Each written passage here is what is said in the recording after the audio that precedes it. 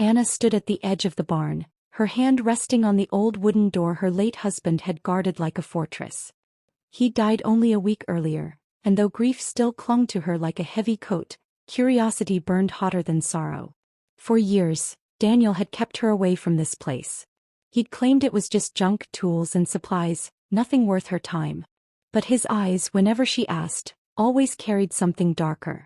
Now with him gone, the lock no longer had a key holder. She had the power to step inside. The funeral was over. Friends had offered condolences, casseroles still sat in the fridge, and the house felt emptier than ever. That morning when she walked past the barn on her way to the mailbox, a thought struck her. Why not now? Why not finally see what he had kept so hidden?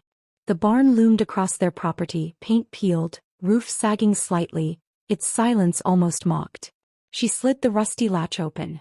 The creak of the door echoed across the quiet field. Dust billowed into the air, thick with the smell of oil, earth and something else. Something metallic and faintly sweet like rust mixed with decay. At first glance it looked ordinary enough. Tools on shelves, ropes coiled on hooks, a workbench covered in grease stains. But Anna knew Daniel. He had been meticulous, almost obsessive. He would never guard a place like this unless it held more than tools. She stepped inside, boots crunching on the dirt floor, eyes adjusting to the dim light seeping through the cracks in the walls. A strange heaviness settled in her chest. Every shadow looked deeper, every corner whispered secrets. As she moved further, she noticed an old trunk shoved against the far wall, covered in a canvas sheet. Her pulse quickened. Daniel had once snapped at her, "Don't ever touch that." At the time she'd brushed it off as one of his moods. But now the words echoed heavier, more threatening in memory. Anna's hand trembled as she pulled away the sheet. The trunk was locked, but the lock was cheap, rusted, almost begging to be broken. She grabbed a hammer from the workbench and with 2 strikes it gave way. The lid creaked open. Inside were stacks of notebooks, their pages yellowed, handwriting crammed in neat, rigid lines. She pulled one out, flipping through. Her husband's handwriting filled every page. At first it seemed like farming notes, supply lists, but then her eyes caught the words, "Buried near the creek. No one must ever know." Her breath caught. She slammed the book shut, heart racing. What had he buried? Why had he hidden it from her? She looked back at the trunk. There were more notebooks and under them a folded piece of cloth stained dark brown. For the first time since the funeral, Anna felt real fear. Hi everyone, drop a comment and tell me where you're from. Don't forget to subscribe and hit the like button. Enjoy listening.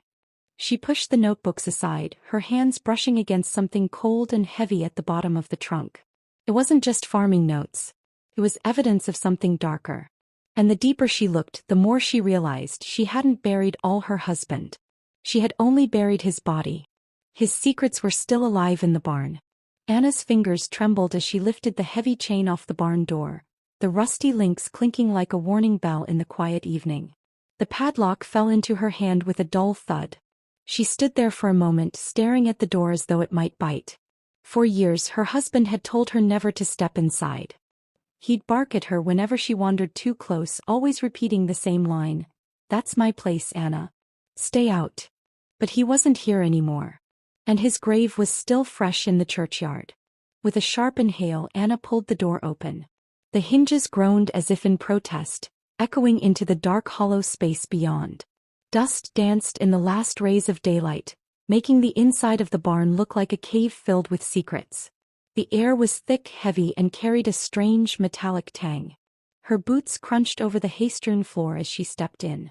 At first all she saw were old farm tools leaning against the walls. Rusty shovels, a broken wheelbarrow, coils of rope. Normal things. Innocent things. But as her eyes adjusted, she noticed how everything seemed too carefully placed, almost staged, as though someone had wanted to disguise what lay deep inside. She walked past the tools, her heartbeat hammering. The barn stretched longer than she remembered, and at the far end, a thick tarp covered something large. Anna's breath caught. She moved closer, each step dragging against the wooden floor. The tarp reeked faintly of oil and damp wood. Gripping the corner, she yanked it back. And froze. Beneath it was a row of wooden crates stacked neatly in twos. They were newer than the rest of the barn, the wood still pales and splinter-free. Each crate was marked with a black X. Her husband had been many things. Secretive, controlling, harsh. But he wasn't the type to waste money on brand new crates. Something about them screamed deliberate. Anna crouched down and brushed her fingers against one lid. The wood was cold, almost unnatural against her skin. A hammer lay nearby on the floor as if someone had been working there recently. Every instinct told her not to open it. To turn back, shut the door and never return. But another part of her, the part that had endured years of being kept in the dark, screamed louder. She needed to know what he'd been hiding. Rising slowly, Anna grabbed the hammer and wedged the claw under the lid. The nails groaned as she pried it loose. Her pulse thundered in her ears as the lid popped open with a sharp crack. He peered inside and staggered back. What she saw wasn't farm equipment. It wasn't tools. It was something that should never have been there. Something that didn't belong to a quiet country farm at all. Her hand flew to her mouth, muffling a cry. The barn wasn't just a barn. It was a vault. And whatever secrets her husband had locked inside, it was clear they weren't meant for her eyes. And then, she heard it. A faint sound from the shadows behind the crates. Something or someone was there with her. Anna sat frozen, her breath caught in her throat. The old wooden crate sat there in the barn's shadow, its lid pried halfway open from age. Inside, wrapped in burlap and tied with twine, there was something bulky. She reached out, her hands trembling, and peeled the fabric back. What she saw made her stomach lurch. Bones. Human bones, unmistakable in their fragile whiteness. Her first thought was that it couldn't be real. Maybe they were animal remains from years of farming. But then she spotted the shape of a skull, its hollow sockets staring at her through the thin folds of cloth. She stumbled back, the barn spinning around her. Her husband had never let her inside this barn. He always locked it, brushed off her questions, told her it was just full of tools and junk. Now with him gone, she was beginning to understand why. She sat down hard on an old stool, clutching her chest. Questions swirled in her mind. Who was this? How long have they been here? Why had her husband hidden them?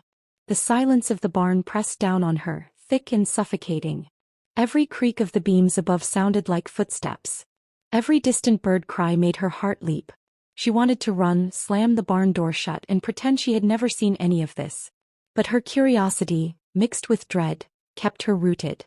She pulled her phone from her pocket, her thumb hovering over the numbers to call the police. But something stopped her. What would she say? "Hi, I found a skeleton in my barn and I think my husband put it there." They'd ask questions. Questions about him. About her. About their marriage. She could already hear the whispers in town. The widow whose husband was a murderer. And yet, the longer she stared at the crate, the more certain she became that this wasn't some random accident. He had kept her out of here for a reason. Anna forced herself to keep searching. Behind the crate was another trunk, smaller, with a rusted padlock still clinging to its latch. She grabbed a crowbar from the wall and pried it open. Inside lay stacks of yellowed papers, receipts, photographs. She lifted one photo carefully and her breath caught. It was her husband, standing beside a woman Anna had never seen before. The woman's face was blurred, like she'd moved as the picture was taken. But the way his arm was wrapped tightly around her waist, it wasn't just friendship. Anna dropped the photo back into the trunk, her heart racing faster. Suddenly, the barn no longer felt like a place of storage. It felt like a shrine to secrets. And she was standing in the middle of all of them. Then she heard it. A noise. Soft, almost imperceptible. Coming from the far end of the barn.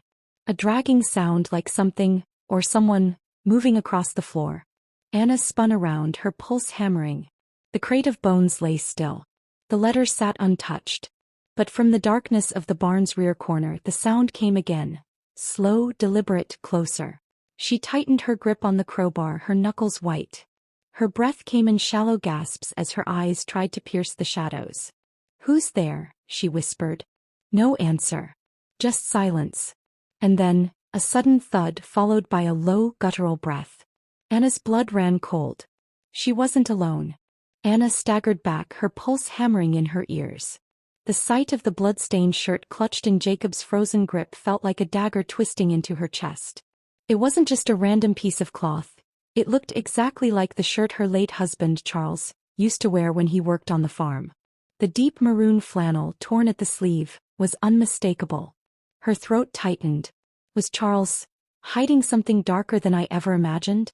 The old barn creaked again, almost groaning in protest as Anna crouched beside the chair, forcing herself to look closer. Jacob's skin was leathery and pale, his jaw slack as though he'd died in mid-shout. The rope that bound him was frayed but strong, anchored to the chair legs. Whoever had tied it had meant never to leave alive.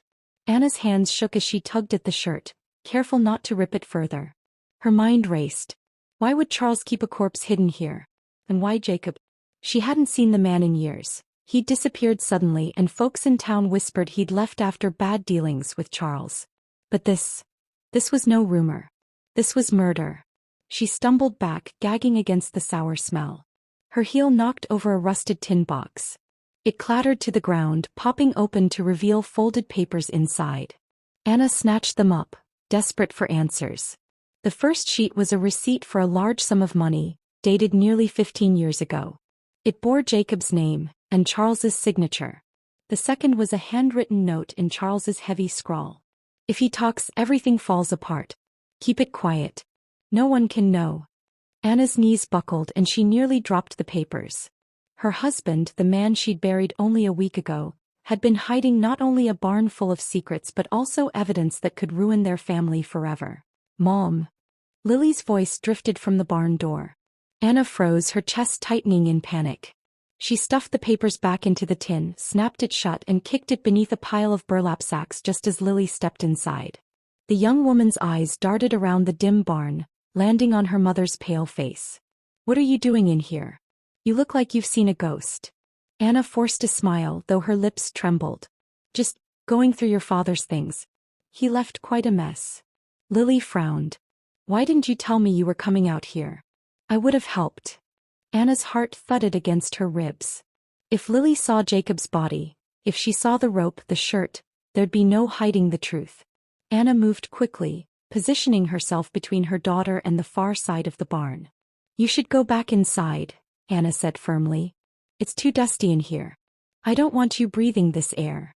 But Lily didn't move. Her gaze drifted past Anna, squinting into the shadows. What's that smell? She asked, nose wrinkling. Anna's pulse spiked. It's just old hay, moldy wood.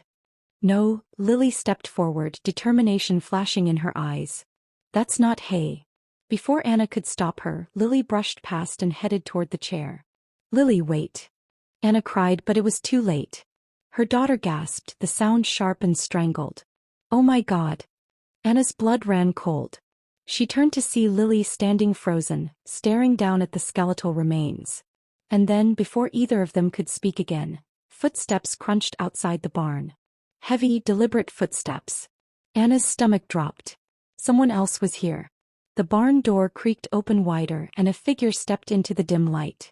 Anna's hands trembled as she held the faded journal, its pages whispering truths she had spent years unknowingly living beside.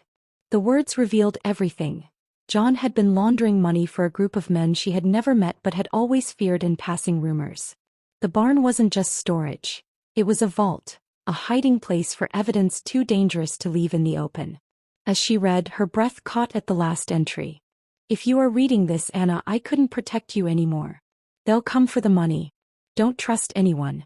Hide it, burn it, just don't let them take it. Forgive me. Her stomach twisted. Outside the night was quiet, but it was a silence so deep it felt staged, like the world was holding its breath. She shoved the journal into her coat pocket, her heart pounding with each step as she turned toward the locked chest in the corner. The rusted padlock gave way after a few hammer strikes.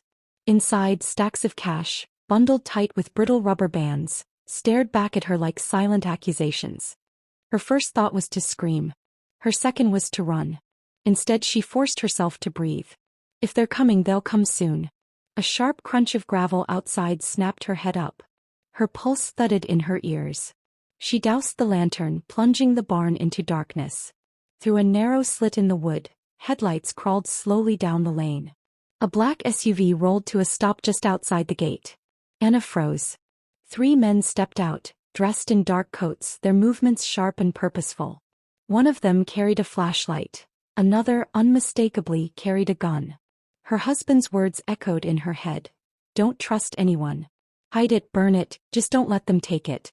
With her fingers shaking, she grabbed the largest bundle of cash she could and stuffed it into a sack. Her eyes darted to the old ladder leading to the hayloft. She climbed, the wood creaking under her weight, praying the sound wouldn't betray her. Below, the barn door groaned open. The beam of a flashlight cut through the darkness, sweeping across the floor where the chest still sat wide open. One of the men cursed under his breath. "Looks like someone got here first," another said.